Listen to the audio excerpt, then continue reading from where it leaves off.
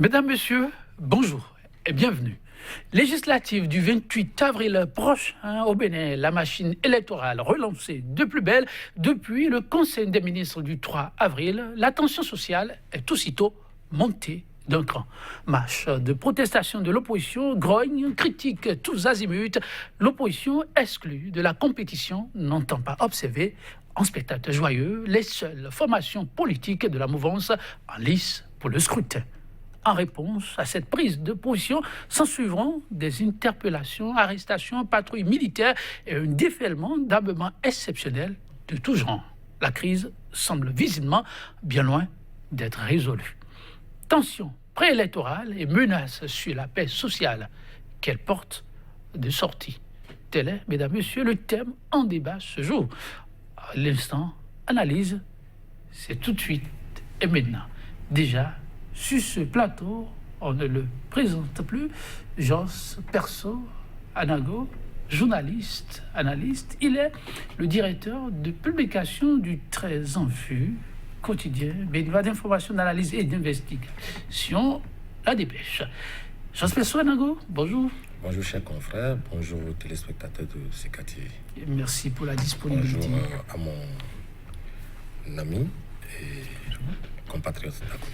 Ah oui, il introduit le second invité par là, Paul Kaovi Adaou.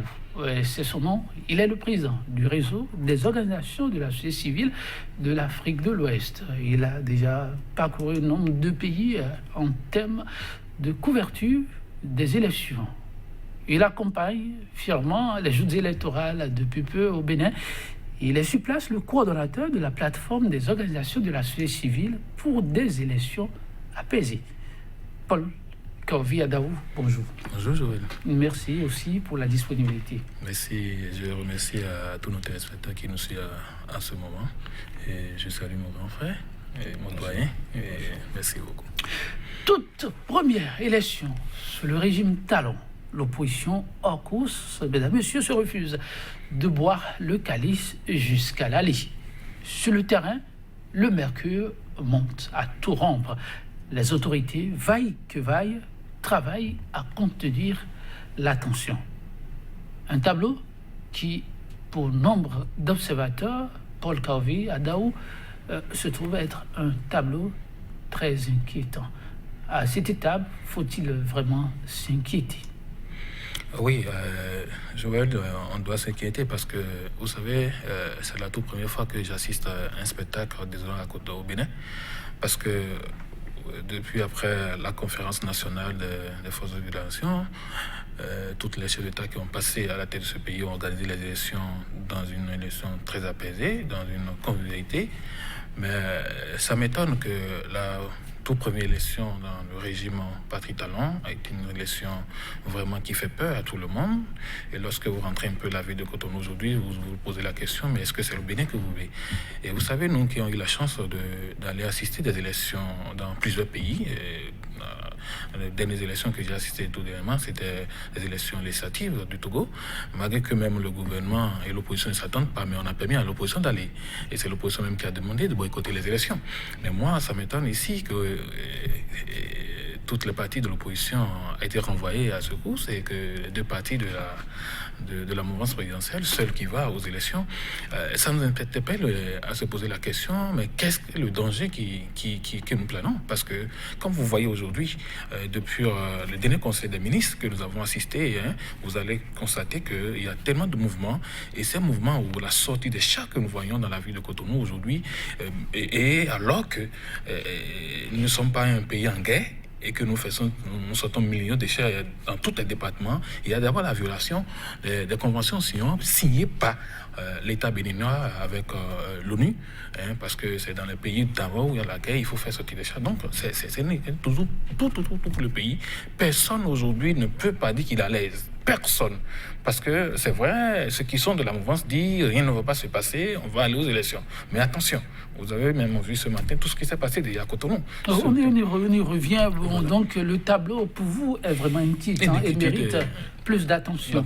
J'ose perso, Anago, oui, le tableau que présente le Bénin, c'est vrai qu'elles sont nombreuses, les voix qui s'élèvent, appelant à faire beaucoup attention, la coupe risque de déborder. Mais alors, il y en a aussi qui rassurent, ce qui se passe dans l'air du temps. Toute élection appelle des contestations. Et c'est de nouveaux tests que les Béninois se sont choisis, qui ont leurs contraintes, qui ont eu comme résultat ce à quoi on assiste. Pour autant, il ne faut pas crier au scandale. Merci, cher confrère, mais je pense plutôt qu'il faut commencer par tirer la sonnette d'alarme, comme c'est le cas depuis quelques mois. C'est inquiétant, ce qui se profile à l'horizon. Il faut avoir aussi le courage de le dire. Ce n'est pas être pessimiste que de reconnaître qu'en ce moment, la tension est à un niveau où il y a des raisons de s'en inquiéter. La cohésion nationale est malmenée. La cohésion nationale est bien malmenée et ça tape à l'œil. Que, comme l'a dit mon compatriote tout à l'heure, que certains disent que tout se passe bien, que tout baigne, cela cache mal les réels sentiments qui animent tous les Béninois, sans exception. Les réels sentiments. Les réels sentiments. C'est vrai que vous, à travers vos colonnes, vous avez tendu vos micros à quelques-uns, mais c'est l'occasion, parce que certains aussi s'interrogent. Ceux-là que vous avez tendu les micros, parce que tous ont présenté un tableau plutôt trop sombre, je dis bien, de la situation pour ceux qui ont lu ces articles. Mais est-ce les vrais Béninois que vous avez interrogés? Bien sûr. Vous êtes resté en bordure des grandes villes? Mais pas du tout. Nous sommes au cœur du peuple. Nous avons des correspondants qui sont à l'intérieur du pays. Et je puis vous dire que je ne suis pas moins béninois. Je suis béninois moi aussi. Et donc, ce que je ressens, je le sais autour de moi, en famille, autour de mon quartier, de résidence. Tout ça, c'est le pôle de la population. La population, c'est aussi ceux de Matéri. La population, c'est aussi nos compatriotes de partout. Et le sentiment est le même. Même pour ceux qui donnent l'impression de se sentir heureux, ils sont inquiets. Le chef de l'État, le premier des Béninois, si j'ose ainsi l'exprimer, l'a dit le 5 mars dernier, il dit « La situation est préoccupante ». Lorsque le premier des Béninois le dit, reconnaissons que la situation est préoccupante. Chaque matin, quand on se lève, on a l'impression de sortir d'un cauchemar. Voilà la réalité. Ce n'est pas un mauvais tableau que je peins, mais c'est la réalité que je suis en train de peindre. Et ça, nul ne peut se voiler la face et dire que tout va bien. Maintenant, on peut donner l'impression de se sentir heureux. Pour certains, bien entendu, pour une certaine frange de la population, ce que nous appelons les mouvanciers donnent l'impression de bien se sentir dans ce fouillis. Mais ça n'en est vraiment pas le cas. Il faut donc reconnaître que ça ne va pas. Ça ne va pas, vous l'aviez tantôt demandé, mais que faire? Ça ne va pas. Et il y a eu beaucoup d'oppositions qui ont été proposées pour sortir de cette crise qui s'est installée désormais. Mais ces positions, ceux que ça n'arrange pas, les ont repoussées. Et on a comme l'impression aujourd'hui que l'impasse s'est installée. Mais il y a encore quelques interstices de solutions, quelques lueurs d'espoir. Avant d'apprécier ces lieux d'espoir et les pistes éventuellement empruntées pour espérer gagner une fois encore le pari de la paix, qui est une denrée plutôt rare au niveau de l'Afrique de l'Ouest. Le Bénin, là, pour l'instant, on l'espère pour longtemps encore. Des faits qu'on observe actuellement sur le terrain, des mouvements de protestation qui tentent de s'organiser. Je dis tentent parce que désormais, pour manifester, il faut bien des autorisations. On a comme l'impression qu'il y a une certaine frange de la population qui de plus en plus s'obstine à aller crier son ras-le-bol sans autorisation aucune. Et en face, il y a des réponses qui sont apportées. Ce n'est pas mon avis. Pardon, chaque confession n'est pas mon avis. Vous savez, lorsque cette frange de population dont vous faites allusion tout à l'heure, il faut appeler les choses aussi par là. Non, il s'agit essentiellement de l'opposition qui ne peut s'accommoder de cette situation. C'est-à-dire, il y a les représentants de l'opposition, les partis de l'opposition, pour parler politique, qui montent au devant de la scène pour dire non, entraînant dans leur sillage les populations. Mais lorsque ces leaders d'opinion introduisent des demandes acquis de droit pour pouvoir aller exprimer leur ras-le-bol dans la rue et qu'on le leur refuse, et la frustration débordant, ne soyons pas surpris que certains se mettent dans la rue sans y être autorisés. C'est cela aussi le problème. Mais lorsque vous visitez notre loi fondamentale, les tout premiers articles ont magnifié la liberté d'expression, la liberté d'aller et de venir, la liberté de cohabiter, la liberté de rester ensemble, la liberté de choisir ses dirigeants, la liberté de choisir ses députés. Ce n'est pas moi qui l'invente. Notre loi fondamentale est assise sur ces préceptes. Et lorsqu'on vous les arrache, vous aviez été habitué pendant des décennies. Pour l'histoire la plus récente, depuis 29 ans, vous êtes habitué à aller à des élections libres, inclusives, transparentes. Et que du jour au lendemain, on vous en empêche. Imaginez alors ce qui va se passer. Donc, ce n'est que l'expression du ras-le-bol, l'expression de la frustration que ressentent ces populations qui se débordent dans la rue. Donc, doit-on s'attendre à avoir des autorisations qui ne vous seront jamais accordées? N'oublions pas, chers confrères, qu'on a vu des mairies de villes, d'importantes villes, des villes administratives particulières de ce pays, il y a quelques jours seulement, qui ont, c'est-à-dire en un clin d'œil, sorti des décisions pour interdire, pour anticiper déjà l'interdiction des marches sur leur territoire. Lorsque c'est pour la paix sociale, je me retourne vers vous, Paul Adaou, par rapport à ces cas où on a vu des municipalités anticiper ce qui pourrait se passer dans un contexte pour le moins conflictuel. Est-ce que ça ne fait pas de l'anticipation objective? Oui, je pense que, comme j'ai l'habitude de dire il y a quelques jours sur une antenne, je dis, le jour où j'ai appris cette information, j'ai commencé par pleurer parce que je me pose en même temps la question que c'est l'autorité préfectorale qui donne l'autorisation. Mais déjà que le maire se lève pour dire que lui ne veut pas voir les gens marcher sur son territoire, ça veut dire, excusez-moi le thème que je veux prononcer, le maire appelle les militants ou les populations de sa localité en guerre.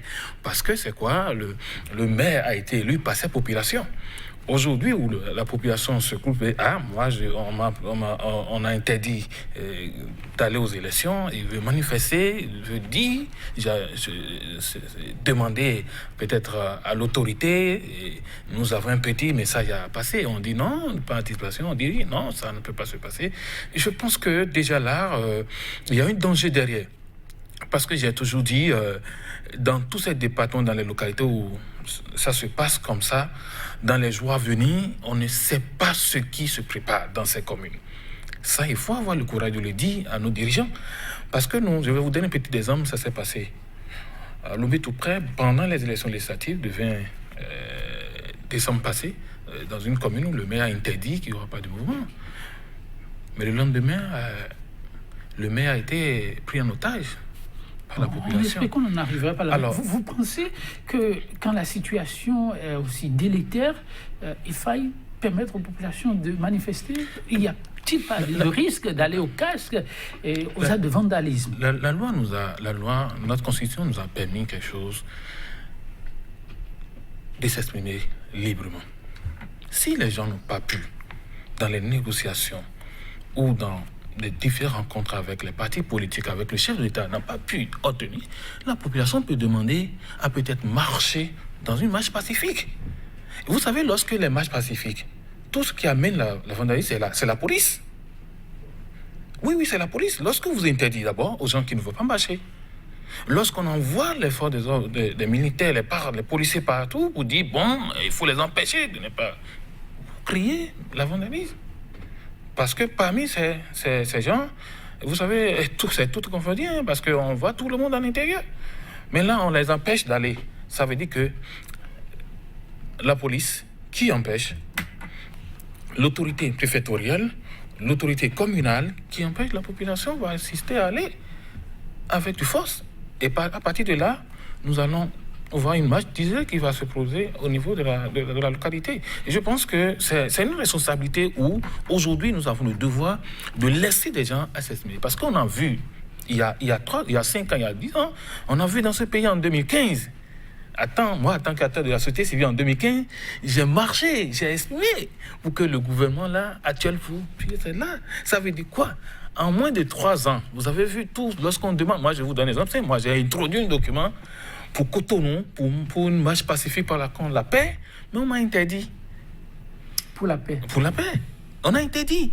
Et on me demande d'abord qui vous êtes de quel bord politique. Vous imaginez un peu lorsqu'on vous... Même pour les acteurs de la société civile. On nous demande, vous êtes de quel bord de politique. Les acteurs de la société civile ont des hommes de coloration, c'est cela. Parce que quand on vous pose cette question, cela suppose que dans vos rangs, c'est possible. C'est comme si vous ne jouez plus. Monsieur Joël, je vais vous dire quelque chose. Malgré que vous êtes journaliste, vous avez votre bord politique à voter pour votre candidat. Ça, c'est vrai, mais qu'on ne va pas confondre à la fonction. Maintenant, à l'heure où nous parlons, on nous pose la question, vous êtes de quel bord politique? Et lorsqu'on vous pose cette question, on se pose la question, mais quel bord politique? Moi, je suis à la tête de la société civile, et vous ne me verrez jamais dans les partis politiques où le lendemain, je chante de veste. Non. Lorsque je consacre mon pays, tourne, aller dans un sens qui n'arrange pas le peuple, je suis obligé de marcher, d'accompagner. Parce qu'aujourd'hui, on ne peut plus rester dans nos courants pour dire non, laissez-le faire. C'est dangereux. Alors, j'ose penser à Nando, la question, elle est d'autant préoccupante qu'il y a comme une velléité à pousser le bouchon très loin, une détermination en dépit des contraintes manifestes et des interdictions à aller jusqu'au bout. On a vu il y a quelques heures seulement les bonnes dames qui ont décidé de quitter la bourse du travail pour battre le macadam. La suite pour nos téléspectateurs, c'est qu'on n'a pas pu obtenir la marche, mais la manifestation, elle a eu lieu avec des images qui, je vais demander, le professionnel des médias interpellerait les consciences. Mon cher confrère, heureusement d'ailleurs que les archives existent et nous sommes les historiens du présent. Et il faut restituer les faits. Je voudrais simplement mettre au défi les spécialistes du système sécuritaire de mon pays de nous sortir 2 cas de marche qui ont dégénéré sous la rupture, je veux dire les 3 dernières années. Il y a eu même une marche, j'en appelle à votre mémoire, une marche dont l'itinéraire avait été dévié à la dernière minute par le préfet et dont les organisateurs ne s'y sont pas conformés, qui s'est déroulée sans la moindre casse. Et je vous rappelle aussi que quelques heures après, ce préfet, l'ancien préfet, pour ne pas le citer, a sorti des arrêtés pour demander des comptes aux hommes de sécurité, aux responsables en charge de la sécurité sur son territoire. Je voudrais dire ceci. Il n'y a pas eu, depuis 3 ans, une seule marche qui ait pu dégénérer. Même celles qui n'ont pas été autorisées. Parce qu'il arrive que parfois, la frustration débordante, les populations ont marché malgré tout. Il n'y a jamais eu de débordement. Qu'est-ce qu'on craint? Moi, je pense plutôt qu'on ne craint pas forcément les débordements. On craint de perdre la face. Parce que lorsqu'on dit que ce que nous faisons, ce que nous proposons à la population est la meilleure chose possible, et que cette population, on donne l'impression à l'opinion internationale que tout va très bien, ce que nous faisons est conforme aux vœux de la population, et qu'on laisse cette population aller exprimer le contraire de ce qu'on lui destine, il y a lieu d'en empêcher la manifestation. Je pense que ce n'est même pas pour contraindre ou pour restreindre les manifestations dans le sens d'éviter les débordements ou les casses. Nos hommes en uniforme ont été entraînés pour pouvoir contenir la foule. Et lorsqu'on introduit une demande de marche et qu'on y ajoute les itinéraires, ceux qui doivent accompagner, encadrer, devraient se mettre au travail et à pouvoir encadrer ces marches. Mais lorsque déjà on anticipe, parfois on refuse qu'il y ait de marche, allez-y comprendre quelque chose. Ce n'est pas pour... Est-ce que c'est dans une marque de café qu'ils ont lu, ou alors ils ont lu dans une boule lumineuse déjà à l'avance ce qui va se produire, les casques qui vont se produire? Non. Donc moi je pense que plutôt c'est ne pas perdre la face, ou alors on n'a pas de popularité, le peuple déborde dans la rue. Vous avez vu la dernière marche de l'opposition? Il y a eu quelle casse? Il n'y a pas eu de casse. Mais on a réprimé la marche vers la Sénat, on l'a réprimé. Mais écoutez, le mot d'ordre était, à mon sens, assez clair. Marchons avec des mouchoirs blancs. Dans le monde entier, le blanc est signe de paix. À moins que, chez nous, cela n'ait pris une autre acceptation. Le blanc est signe de paix. Marchons de façon pacifique vers la Sénat pour exprimer notre ras-le-bol. C'est ce que l'opposition avait dit. Et on a interdit cette marche. On a tiré des coups de sommation. Il y a eu des blessés. Il y a eu des tirs de gaz lacrymogène, par exemple. Juste parce que des citoyens de ce pays ont saisi leur mouchoir blanc et ont voulu marcher pour dire qu'ils ne sont pas d'accord à l'exclusion qui se profile par rapport aux élections en vue. Donc, quand on analyse ces faits l'un dans l'autre, on se rend compte qu'il ne s'agit pas là d'éviter des casses, mais plutôt d'éviter que la population puisse respirer. La population est ainsi étouffée. Et lorsqu'on est étouffé, parfois et souvent, ça peut dégénérer. Souvent, ça peut dégénérer, mais les appels essentiels sont à ce que chacun commence par contrôler ses nerfs. Et dans l'espoir que ces appels puissent être entendus, Paul Ladaou, il est un constat que beaucoup font déjà les frais de leur entêtement. Ceux qui n'ont pas compris qu'il faut plutôt se calmer et protester autrement que de descendre dans la rue. Vous excusez un peu ma manière de poser les faits, c'est ce qu'on observe, c'est des interpellations, c'est des arrestations. Et pourtant, ça se poursuit. Il y en a toujours qui sont déterminés à descendre dans la rue. Oui, parce que je pense que le gouvernement, à travers son président Patrick Talon, doit aussi mettre en tête, parce que moi, j'ai gardé quelque chose lors de cette campagne où il disait « Nous allons tout faire pour ramener la paix au Bénin. Les élections vont toujours passer avec des ambiances ou tout ça. » Mais aujourd'hui, lorsque je sens que on est dans une marteau d'empêcher tout. C'est vrai, il y a la patience, il faut avoir la patience. La patience, tout le monde a dit, la patience. Moi qui vous parle, je dis, j'ai demandé qu'on me laisse à m'exprimer en marchant, mais on m'a interdit si je suis de quel bord. Si je suis quelqu'un qui devait aller dans une vendredi, je vais le faire.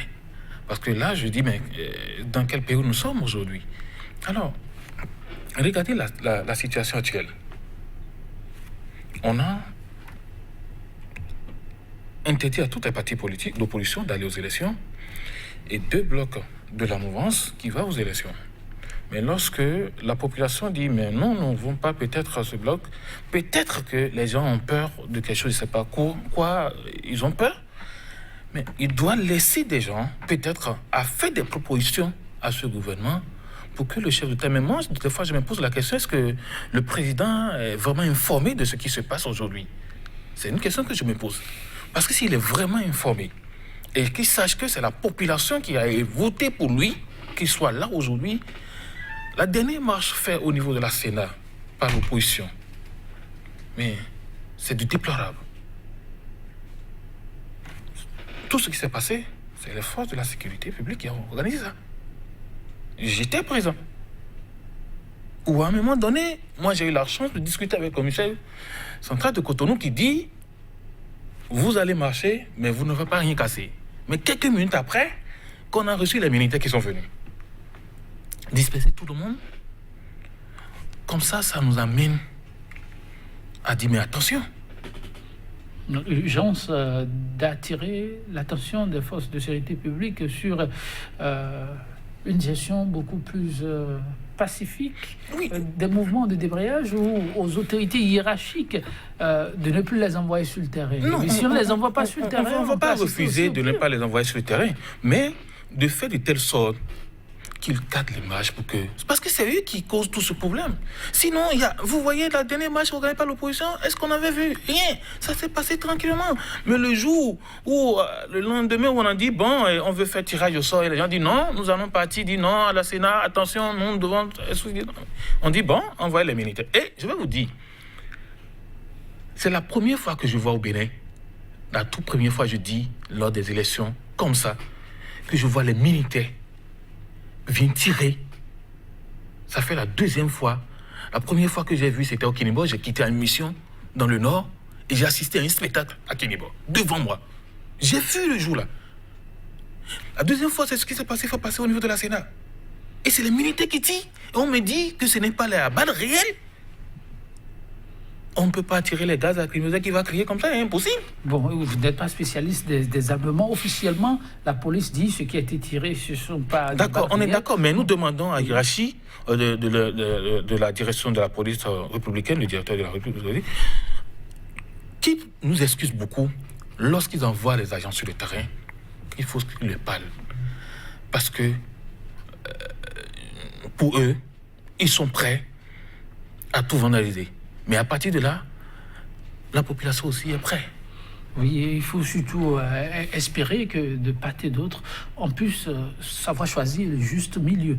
Mais alors, Jospin Zouanago, la situation, elle est préoccupante. Les choix opérés de part et d'autre. La question qui revient souvent face à ce à quoi on a déjà assisté, c'est de savoir, on confie le travail à faire dans les jours à venir parce que l'on ne sait de quoi demain pourrait être fait, simplement à la police ou à l'armée, les militaires y compris, bien entendu. On sait, lorsque les militaires sont sur le terrain, le mode opératoire est tout autre, face aux situations aussi exceptionnelles. Pour ce que moi j'ai toujours compris, les forces de défense nationale n'interviennent que lorsque le pays, l'intégrité territoriale est en jeu. Lorsqu'il y a des situations exceptionnelles qui nécessitent que ces forces se déploient en appui à la police. Aujourd'hui, je devrais me réjouir de ce que aussi bien la police que la gendarmerie se soient mis en une force appelée force républicaine.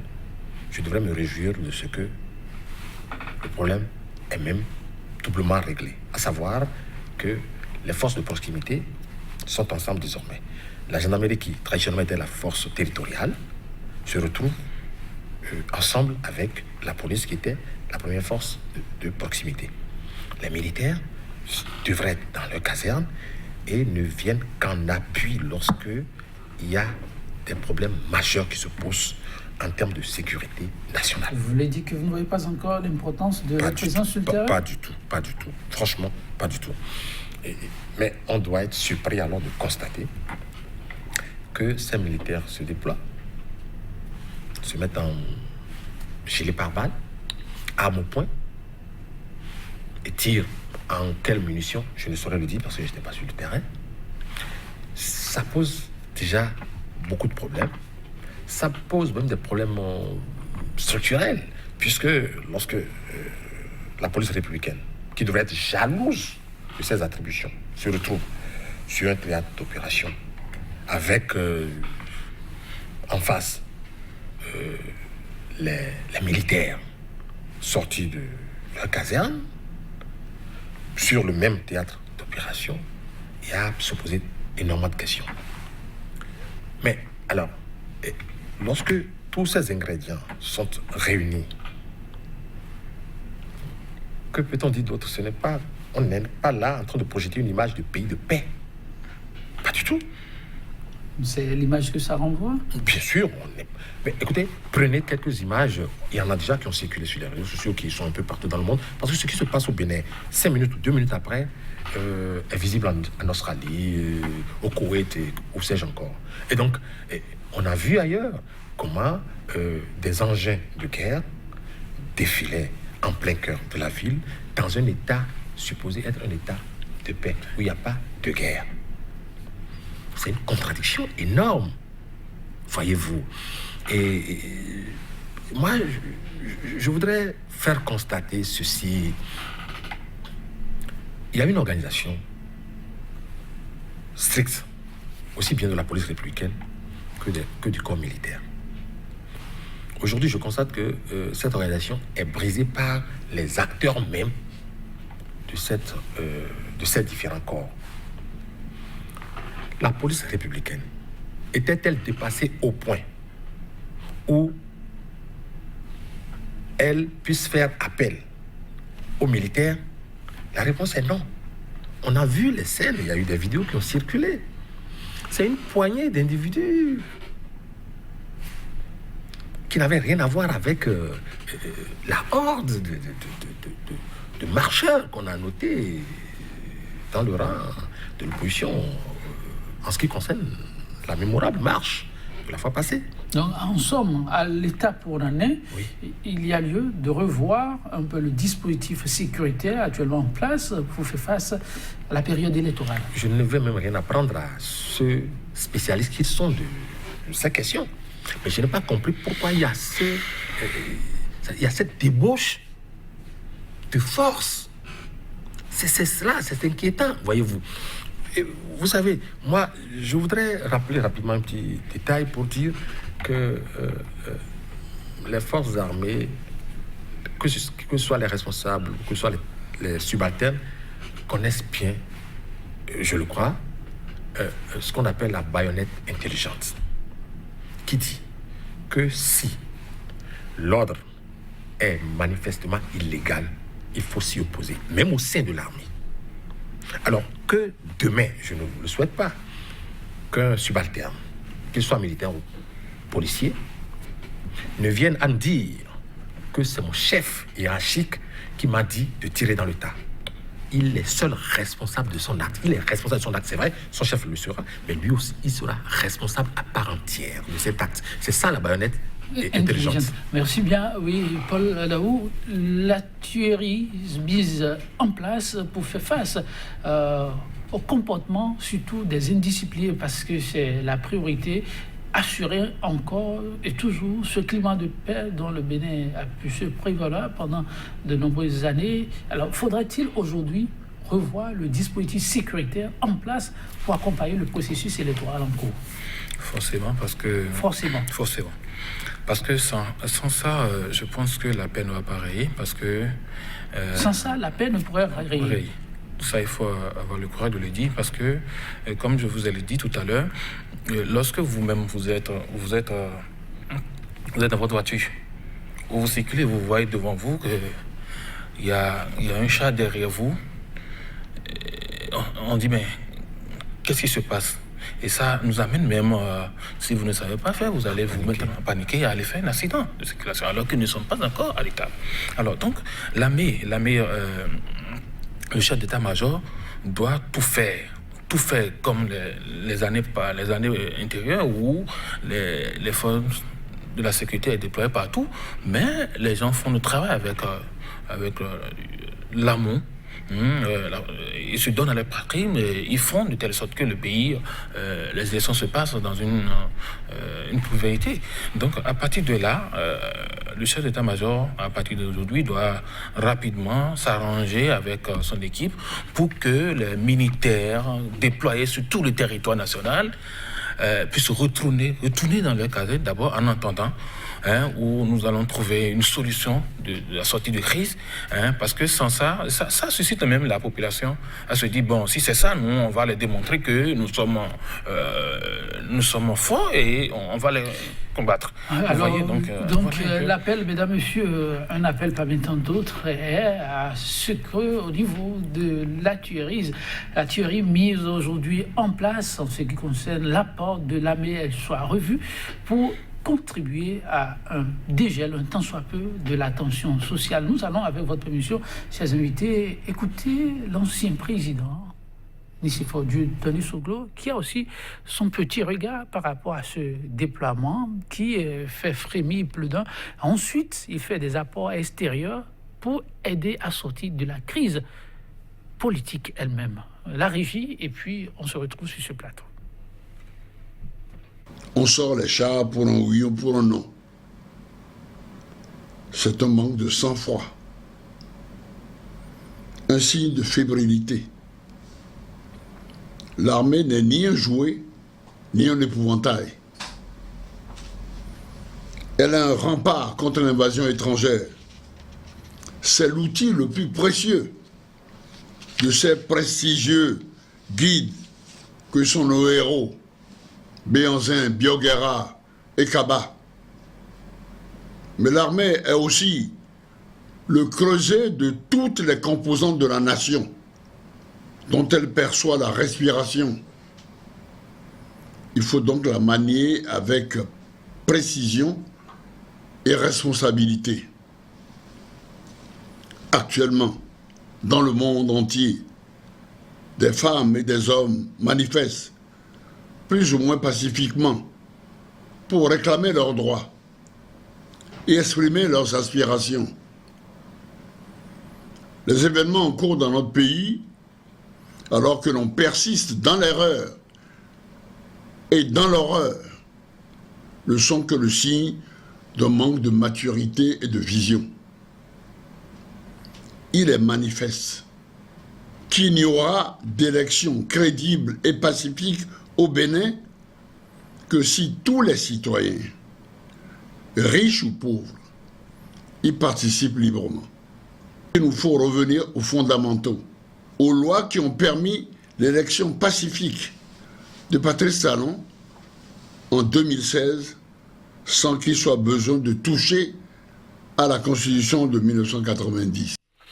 Il s'agit là de la substance de l'intervention de l'ancien président Nicéphore Dieudonné Soglo. Je me retourne d'abord vers vous, Adamo. Vous avez suivi l'ancien président dans sa démarche. Qu'est-ce que cela vous inspire? Vous savez, je remercie l'ancien président Nicéphore Dieudonné qui fait des démarches depuis la démarche de cette crise, qui a été plusieurs fois voir le chef de l'État en lui demandant de revenir sur les anciennes lois pour permettre à tout le monde d'aller aux élections dans la paix. Et sa sortie, ce que je viens d'assister encore, me fait ramener quelque chose, vous dit, tout ce que nous devons faire, c'est de demander au gouvernement, au chef de l'État, au moins de prendre conseil de ses prédécesseurs et les écouter mieux pour que le pays puisse aller. Parce que si jusqu'à aujourd'hui, on ne les écoute pas et que le pays danse, comme vous l'avez dit, vous avez vu tout à l'heure, il parle sur les marches pacifiques. Vous avez vu tout à l'heure ce matin, nous avons une femme brade qui a été arrêtée ce matin. Et notre syndicaliste, Madame Wawa Thérèse, qu'on a arrêtée et qui est actuellement au niveau du commissariat central de Cotonou.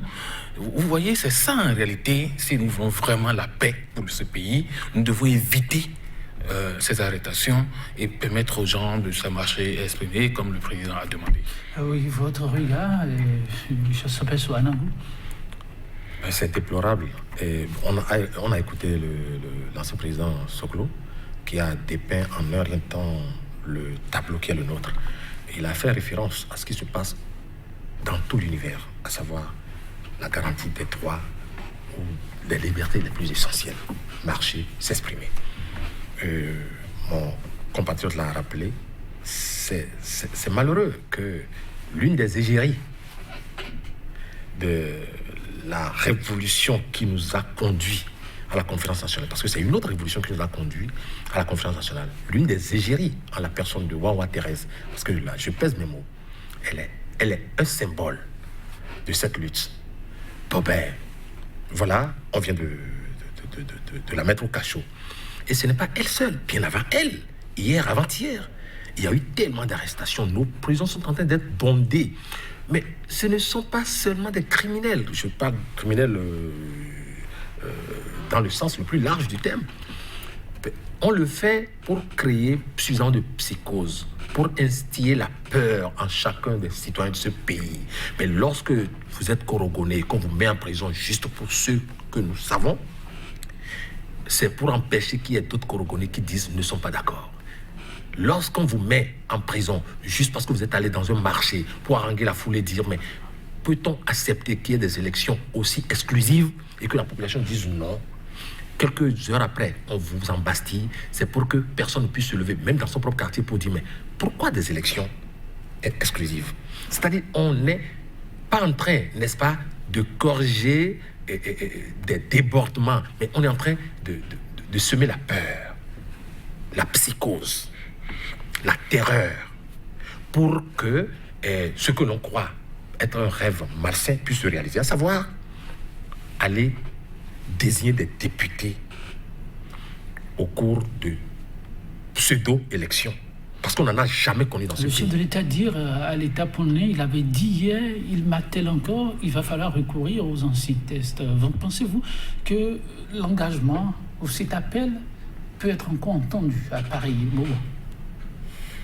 Je n'ai pas pour l'habitude d'être pessimiste, je ne le serai d'ailleurs pas, je suis très optimiste, mais sur ce coup-ci, je dis la bonne volonté ou la prédisposition des uns et des autres, nous l'avions noté. Ceux qui sont vraiment disposés à faire la paix, ceux qui sont vraiment disposés à ce que des élections inclusives aient lieu, nous les connaissons désormais. Son appel, ce n'est plus aux acteurs politiques, mais directement au chef de l'État. Oui, mais le président de la République, le chef de l'État, qui est mon président de la République, a reçu le président Nicéphore Soglo par 2 fois. Et toutes les 2 fois, aucun résultat tangible allant dans le sens de dégeler cette crise ne nous est apparu. C'est là aussi le problème. Le chef de l'État, moi, je le dis, ça m'engage, n'a pas l'intention, au regard de tout ce qui s'est passé jusque-là, n'a pas l'intention de permettre l'organisation d'élections inclusives au Bénin. Le chef de l'État, Patrice Talon, n'en a nullement l'intention. Autrement, il a la clé de la résolution de tout ce problème en main. Alors, Paul, un énième appel du président Soglo en vain? Oui, c'est vrai, parce que, comme mon doyen vient de le dire, vous savez, c'est une volonté politique. Nous sommes dans une étape d'une volonté politique. Aujourd'hui, pour que toutes les élections puissent passer dans l'inclusif, dans la paix, il revient au chef de l'État, Patrice Talon, à revenir lui-même. Parce que lorsque le chef de l'ancien président demande de revenir sur les anciens thèmes, c'est une volonté politique. On peut revenir. On a perdu près de 20 et quelques jours à demander aux députés d'aller trouver une consensus, alors que le chef d'État peut prendre acte, ça vous dit non, arrêtez, bon, voilà, et tout le monde va aux élections. Donc c'est une volonté politique. Et je demande au président Patrice Talon, nous avons encore quelques jours. Je dis bien, nous avons encore quelques jours où nous pouvons arranger les choses. Nous pouvons arranger les choses de telle sorte que lui-même appelle au peuple ou demander simplement. Il pouvait prendre un décret au Conseil des ministres pour arrêter le processus et demander que toutes les parties instruisent pour aller aux élections dans la paix et dans la transparence. Dans le cas échéant, le chef de l'État sera responsable de ce qui va se produire peut-être dans les jours à venir. Merci, on vous aura compris. Et votre mot de la fin, on aura fini pour le plateau d'aujourd'hui. C'est vrai, je voudrais sans trop y croire me dire que le chef de l'État, dans un dernier sursaut patriotique, pourra dégeler cette situation. Je voudrais continuer par y croire. Merci à vous, Jospeh Soanago. Merci également à vous, Paul. Chers téléspectateurs, merci d'avoir été des nôtres. La paix, rien que la paix. Mais ceci a aussi un prix. Alors, je vous fausse compagnie sur cette citation d'Abraham Lincoln, qu'on ne le cite plus, une citation très célèbre. Le silence, dit-il, devient un péché lorsqu'il prend la place qui revient à la protestation. Et d'un homme, dans ce cas, il fait alors un lâche. bonne suite de méditation chez vous et à très bientôt.